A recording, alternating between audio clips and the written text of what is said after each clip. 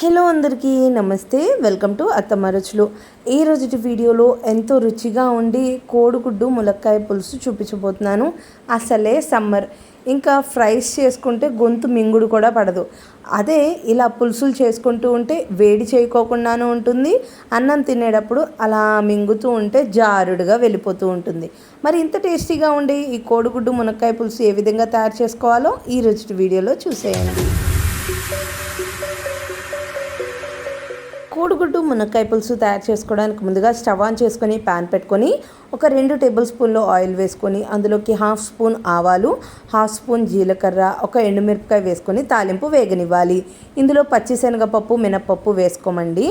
ఇప్పుడు ఇందులోకి 2 రెమ్మల కరివేపాకు, 2 నిలువుగా చీల్చుకున్న పచ్చిమిరపకాయలు, 3 ఉల్లిపాయలని సన్నగా ముక్కలుగా కట్ చేసుకున్న ముక్కల్ని వేసేసుకొని ఈ ఉల్లిపాయ పచ్చిమిరపకాయలు దోరగా వేగేంత వరకు ఇట్లా వేయించుకుంటూ ఉండాలి.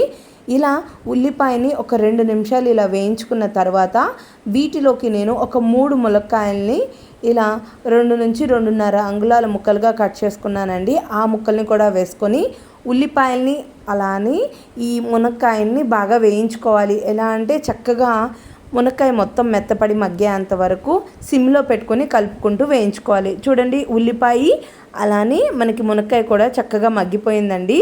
ఈ టైంలో రుచికి సరిపడా ఉప్పు, కాస్త పసుపు, అలానే కారం వేసుకుంటున్నాను. ఇది మన అత్తమ్మ రుచులు పికిల్స్లో కారం అండి, కూర కారం.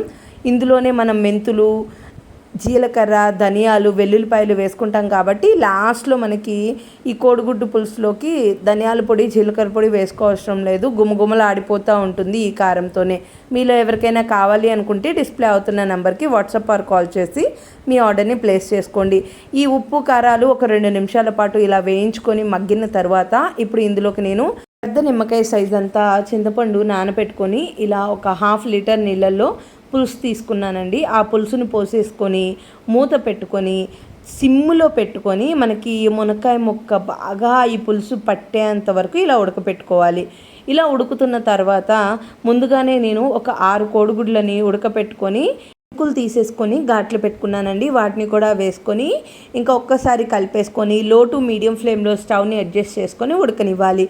ఇలా ఘాట్లు పెట్టుకొని కోడిగుడ్డుకి వేసుకోవడం వల్ల కోడిగుడ్డులోకి ఉప్పు కారాలు మొత్తం పులుసుతో సహా పట్టి కోడిగుడ్డు తింటున్నా చాలా రుచిగా ఉంటుందండి.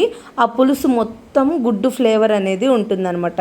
చూడండి, మీరు ఒక గుడ్డుని చూస్తూ ఉంటే పులుసు పట్టేసినట్లు తెలుస్తుంది కదా, అందుకని ఘాట్లు పెట్టుకోవాలన్నమాట. మీకు చాలా సింపుల్గా ఈ కోడిగుడ్డు పులుసు రెడీ అయిపోయింది. ఇది చపాతీలోకి బాగుంటుంది, అలానే రైస్లోకి చాలా బాగుంటుంది. అంతే అండి, ఎంతో సింపుల్గా టేస్టీగా ఉండి మన కోడిగుడ్డు మునక్కాడ పులుసు రెడీ అయిపోయింది. మీరు ట్రై చేసి టేస్ట్ ఎలా వచ్చిందో కామెంట్ చేయండి. అలానే ఛానల్ని లైక్ చేసి సబ్స్క్రైబ్ చేయండి. Thank you.